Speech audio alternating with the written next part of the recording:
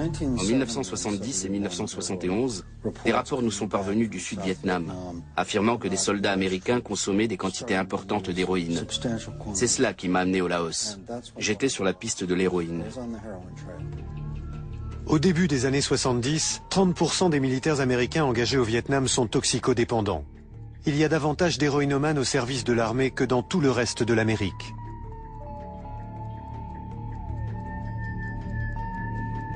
Dans le triangle d'or, entre le Laos, la Birmanie et la Thaïlande, les maîtres de la guerre ralliés à la CIA sont également trafiquants d'opium. L'opium était un élément clé dans le succès de l'opération secrète de la CIA. Pourquoi? Parce que la CIA ne travaillait qu'avec une seule personne. Elle n'avait qu'un seul intermédiaire. Tous ses liens avec le peuple Hmong passaient par Vang Pao.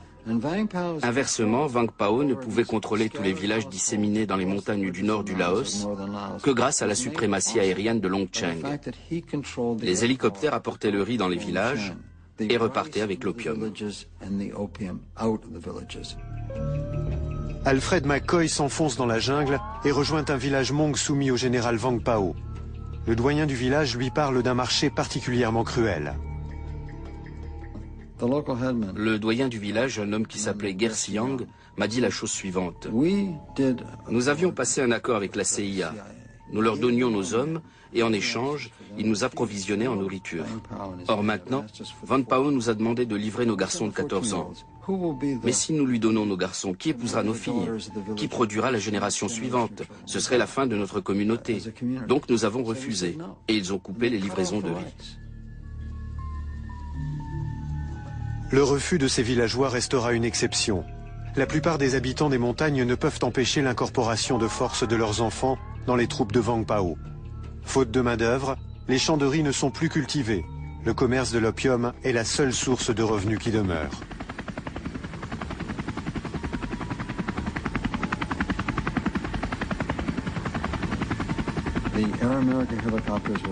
Les hélicoptères de Air America se posaient, les officiers Hmong, des lieutenants et des capitaines de l'armée secrète de la CIA en descendaient, payaient l'opium en liquide, chargeaient l'opium dans les hélicoptères et repartaient en direction de Long Cheng.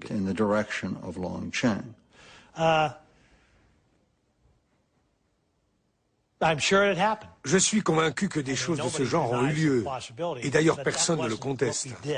Mais ce n'était pas la raison de notre présence. Cela étant, il y a eu effectivement des arrangements pour transporter la marijuana de certaines personnes à l'intérieur du Laos. Mais pour nous, ça n'a jamais été plus loin, et c'était tacitement toléré.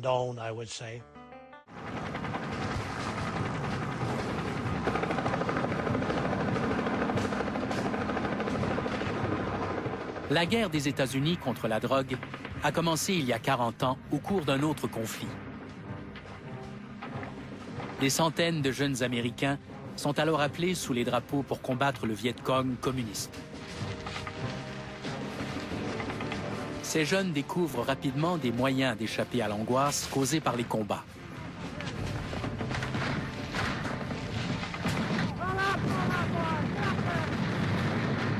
Le Vietnam est inondé de marijuana et d'héroïne en provenance des jungles de l'Asie du Sud-Est et le nombre de soldats qui se droguent monte en flèche. Les images comme celle-ci n'aident pas à convaincre la population des États-Unis du bien fondé de la guerre. La consommation de drogue au sein de l'armée américaine est si problématique que le Congrès tient une audience pour enquêter sur ce qui est devenu un scandale national. We don't know how many U.S. military members in Vietnam use heroin and other drugs. By the most conservative estimate of the heroin use rate in Vietnam, one must conclude that altogether too many of our military men are using it. En Asie du Sud-Est, le Vietnam est devenu un paradis pour les amateurs de drogue. En 1971, les médecins de l'armée américaine estiment que plus de 35 000 soldats américains consomment de l'héroïne. On assiste à la naissance d'un nouveau marché lucratif. La guerre du Vietnam a été cruciale dans la progression de la consommation d'héroïne aux États-Unis, mais également dans d'autres pays, comme l'Australie, la Thaïlande et les Philippines. Partout, les troupes américaines allaient durant leur permission. L'héroïne, en tant que phénomène dans certaines régions de l'Asie du Sud-Est, est la conséquence d'un marché non réglementé et d'une très forte demande des soldats américains. Mais la drogue n'intéresse pas seulement les soldats. Aux États-Unis, la consommation augmente rapidement. La restriction de la consommation de drogue se transforme en croisade pour les politiciens, et ce, même pour les plus importants. This is one area where we cannot have budget cuts because we must wage what I have called total war against public enemy number one in the United States, the problem of dangerous drugs. Ce nouvel ennemi arrive à point nommé pour faire oublier une guerre de moins en moins populaire. En 1972, le président Richard Nixon crée la Drug Enforcement Administration, la DEA, une super agence composée de 3000 agents et dotée d'un budget de 65 millions de dollars. On présente la DEA comme une solution nationale à un problème étranger. Sa création constitue un moment charnière dans le recours à la ligne dure pour lutter contre la consommation de drogue.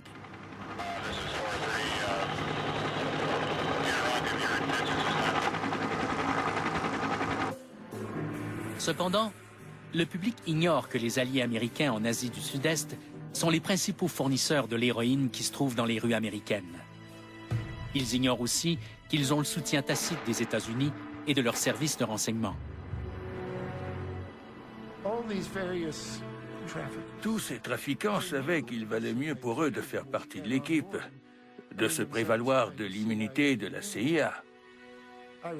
Un jour, j'étais avec l'Américain le plus haut placé dans la lutte contre ce trafic au Moyen-Orient et il a dit en ma présence, « Le problème, c'est que je découvre que toutes mes cibles travaillent pour la CIA. » La situation était généralisée.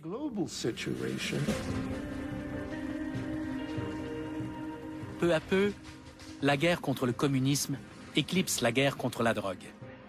Mais au fil des 4 décennies suivantes, l'application de lois de plus en plus sévères aux États-Unis donnera le ton aux politiques anti-drogue de toute l'Amérique du Nord qui s'appliquent encore de nos jours. A modern arm of this organization was exposed in what came to be known as the Iran-Contra scandal. Essentially, black operations were not only caught dealing arms illegally and supporting South American dictators, but also smuggling drugs into the United States. Iran-Contra was really the merging of 2 different programs. The first one was support for the Contras, who were, let's face it, a force of terrorists in Nicaragua trying to overthrow the Sandinista government. They were being secretly supported by the CIA, and at the bottom of the whole thing was drugs. Iran-Contra was openly exposed by massive network coverage. How was it that in 3 years, a network Washington set up to run arms to the Contras wound up running cocaine into this country for the most vicious drug cartel in the world? At the same time, we were supposed to be fighting a war against drugs.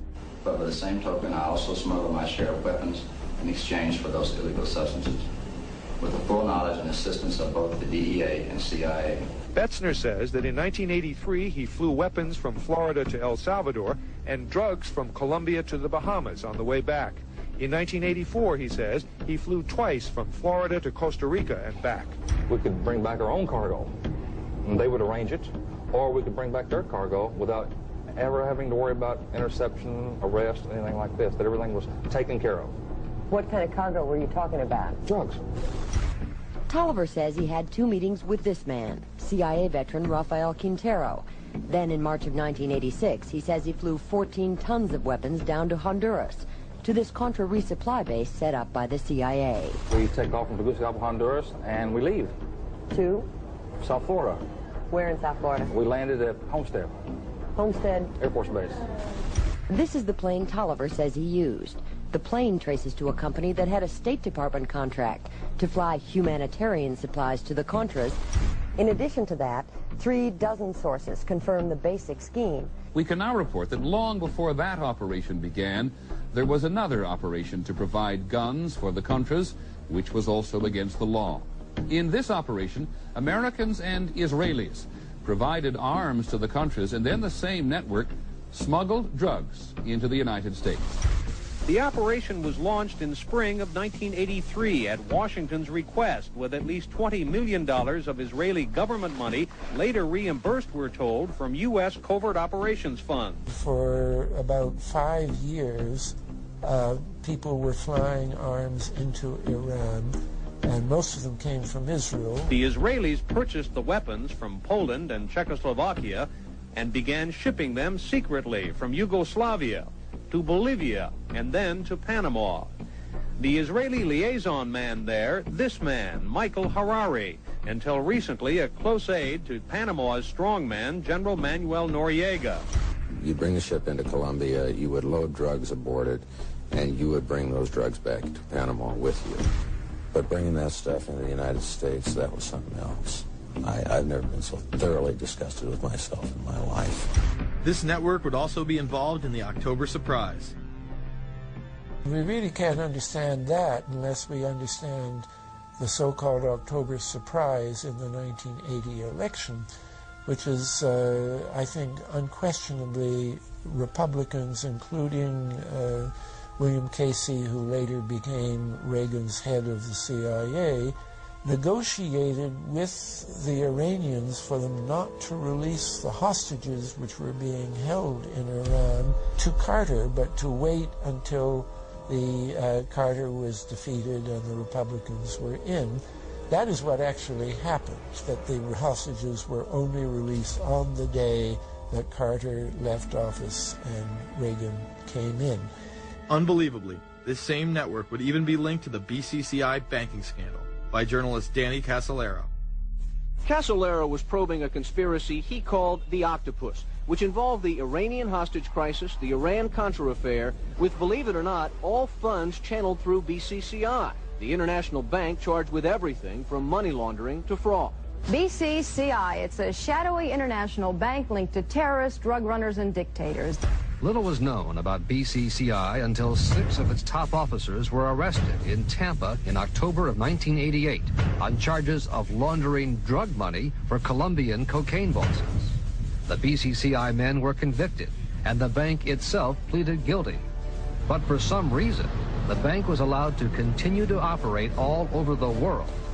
There are indications that some of the reluctance to prosecute this bank stem from the favors it did. For? The favors it did for intelligence services everywhere. Too many secrets of too many countries, too many prominent people, too many hands-on, and that makes it desirable that this entire affair be forgotten. It began to become clear that the global traffic of drugs were funding violent dictators, rigging elections, supporting the arms trade, and enforcing the assassination of anyone who got in the way. Casolaro was found dead for his efforts in exposing this network. His death, of course, ruled a suicide. He was meeting a source in West Virginia. He was about to discover all. Instead, his body was discovered in a hotel room with 12 slashes in his wrist, but when the local authorities ruled it suicide, the family said, no way. The housekeeper had taken calls threatening his life. And I pick it up telephone, I say hello, and he say to me, you son of a bitch, you's dead. Casolaro would not be the only person involved in the scandal to wind up in a casket. Meet Barry Seal. At first, the media portrayed Seal as a drug dealer gone good, who was assassinated by the Colombian mafia. Authorities believe last night's machine gun killing of top drug informant Barry Seal was ordered by drug bosses in Medellin, Colombia, who sent 5 men to Baton Rouge to kill Seal. Sam Dalton was the lawyer that represented the Colombian hitmen convicted of his assassination. We were trying to subpoena the CIA because we felt like they had documents, exhibits, and evidence that would indicate complicity in Seal's assassination. When they were able to gain access of Barry Seal's trunk the night of the murder, the personal phone number of none other than George H.W. Bush was present. Louis Unglesby, the former attorney for Mr. Seal, also confirms that he once called the office of the vice president after Seal had given him the number. You see, the Black Ops drug smuggling operation had not yet been exposed, and intelligence couldn't take any chances. It was later revealed that Seal was involved in smuggling cocaine into Mena, Arkansas, while Bill Clinton sat as governor. 1983, Ronald Reagan was president, Bill Clinton was governor, and little Mena, Arkansas changed from a quiet town to a center for drug smuggling and reported Contra support activity. In the middle of it all, this man, admitted dope smuggler Barry Seal. Arkansas State Trooper Russell Welch investigated Seal's organization. Each trip would have 250 to 350 pounds of cocaine. According to the London Telegraph, Arkansas State Trooper Larry Patterson testified under oath that he and his officers discussed repeatedly in Clinton's presence the large quantities of drugs being flown into Mena Airport, large quantities of money, large quantities of guns. Hot Springs police officers would also record Roger Clinton, Bill's brother, during a cocaine transaction stating, "Gotta get some for my brother. He's got a nose like a vacuum cleaner." There was also a large amount of money laundering going on in Mena. Former IRS agent William Duncan traced some of Seal's drug profits laundered through Mena banks. We had direct testimony from people who were involved in the money laundering operation. We had testimony from people at banks who observed the transactions. What happened when you tried to make this case before a grand jury? I was never asked to present the evidence to a grand jury, ever. This very same network used BCCI to fund the Afghani rebels. The deputy director of the CIA, Richard Kerr, said late today that the CIA did use the Bank of Credit and Commerce International, BCCI, to support CIA activities overseas. Most people still believe that the Soviets had maliciously invaded Afghanistan in order to spread their communist agenda. The Al-Qaeda was essentially a kind of a byproduct of Brzezinski's campaign to embarrass the Soviet Union in Afghanistan. They weren't in Afghanistan at that time. Brzezinski boasted later that he was responsible for drawing them into Afghanistan. And he did this extraordinary interview with Le Nouvel Observateur in France, and they said, "But aren't you worried that you've created this whole new force of Al-Qaeda?" And he said, "Oh, what's more important, a few crazed Islamists or the fall of the Berlin Wall?" And they said, "But you know, is there no danger? Aren't they dangerous?" And he said, "Nonsense." He said all this in 1998. So I knew Brzezinski at McGill University. We were students together and took very small classes together. And in some ways he's bright, and in some ways he's kind of nuts. And he had the kind of nuttiness that made him attractive to the Rockefellers. Bin Laden and his network were actually funded by BCCI through U.S. covert operations. Well, the reason I bring it up, if you've ever heard any of our call-in shows, you know that we have people that think about the conspiracy theories of people like you. You would be a poster child for these people because you have served on the board of the Council on Foreign Relations. You helped start the Trilateral Commission, and you've been to the Bilderberger Group. Are people too close in this world, people in business, too close to the governments? Well, you know, there is such a thing as insidious influence. And the question is, how does it operate? Does it involve bribery? And does it involve some sort of psychological domination of individuals? I don't believe in this notion of some sort of secret societies controlling people. But of course, in any political system, there are sort of over-the-table and under-the-table arrangements. Arrangements that involved ruthless, illegal, and immoral activities in order to dominate humanity. Despite all of the evidence that has just been presented, this network would fall down the memory hole, even though 14 convictions were made in the Iran-Contra scandal. The continued cover-up would be made possible by George H.W. Bush. These documents that came forward in the North trial clearly reveal the involvement of the vice president to a greater degree, I think, than he has acknowledged heretofore. This, of course, did not stop him from pardoning those involved during the twilight of his presidency. Some new reverberations today to President Bush's Christmas Eve surprise, the pardoning of former Defense Secretary Caspar Weinberger and several others in connection with the Iran-Contra allegations. Well, now the special prosecutor says it's the president that needs to explain some things. The real issue is why the notes weren't produced 5 years ago when the congressional investigation and the independent counsel's investigation had requested them. Because high-level political officials scrambled to limit the investigation and establish plausible deniability for the upper echelons of the network, including Bush himself. À la fin des années 1970, lorsque la guerre froide se déplace du Vietnam à l'Afghanistan, le trafic de l'opium fait de même. Les Soviétiques envahissent alors l'Afghanistan pour exercer un contrôle plus serré sur le gouvernement de Kaboul. Les États-Unis répliquent en acheminant du soutien à la résistance des Moudjahidines par le biais de la CIA. Le conseiller national pour la sécurité, Zbigniew Brzezinski, vient témoigner en personne pour offrir son soutien à leur cause. That land over there is yours. You'll go back to it one day because your fight will prevail and you'll have your homes and your mosques back again because your cause is right and God is on your side.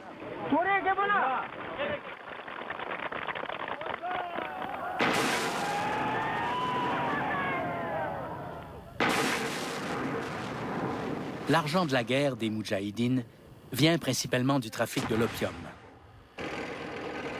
En quelques années, l'Afghanistan remplace l'Asie du Sud-Est comme premier producteur d'opium.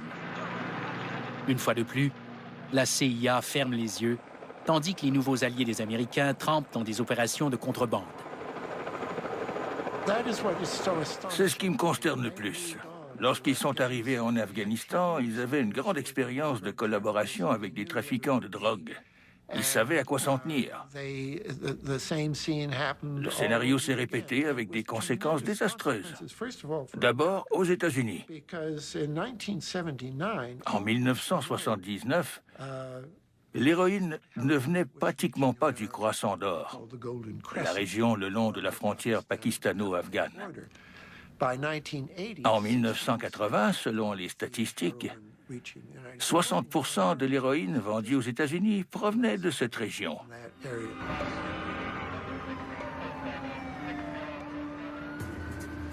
Pendant que le gouvernement américain soutient ceux-là même qui inondent les États-Unis de drogue, la guerre contre les stupéfiants se poursuit de plus belle au pays.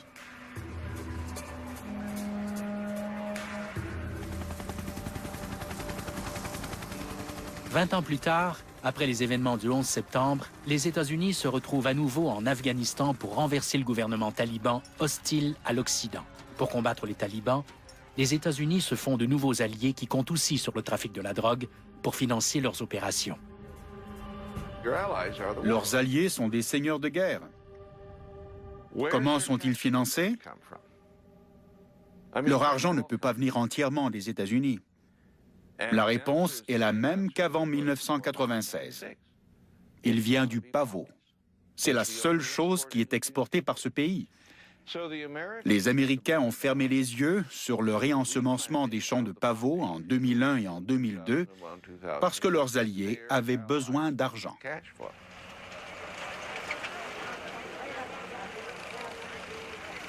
Et le pavot s'est remis à pousser. À entendre le président américain, on ne se douterait pas que ses alliés trempent dans le trafic de la drogue. The United States and their allies will help President Karzai reverse the increase in poppy cultivation. This is a direct threat to a free future for Afghanistan. One way to deal with the drug problem is for there to be kind of pushback to the drug dealers. And a good way to push back on the drug dealers is convict them and send them to prison.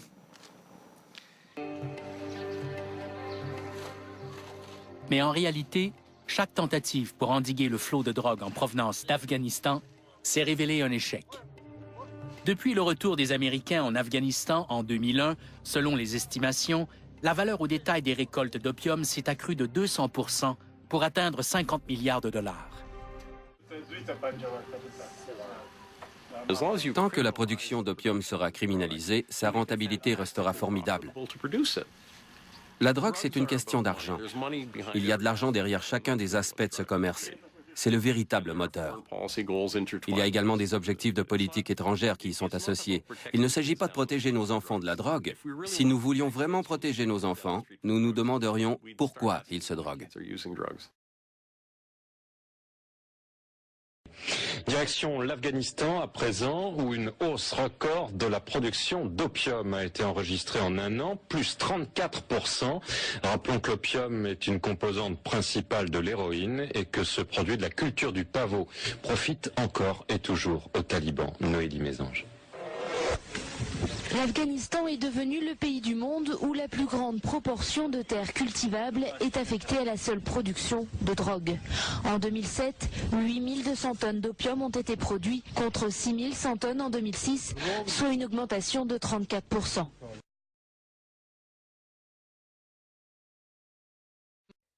« 90%, c'est la part mondiale d'opium produite en Afghanistan.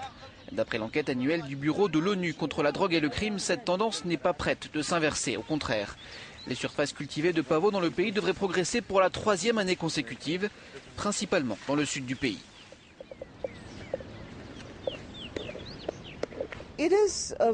C'est une question très inquiétante, parce que s'il y a une augmentation de la production, le marché va spéculer.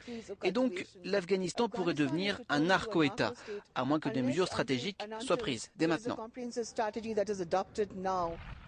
Mais à $160 le kilo d'opium, difficile de convaincre la population de renoncer à cette manne financière dans un pays où la plupart des habitants sont pauvres. Les récoltes de blé nous permettent juste de manger, mais avec ça, on ne peut pas s'acheter de vêtements ou de choses dont on a besoin pour vivre. 4,5 kg d'opium, c'est l'équivalent de 5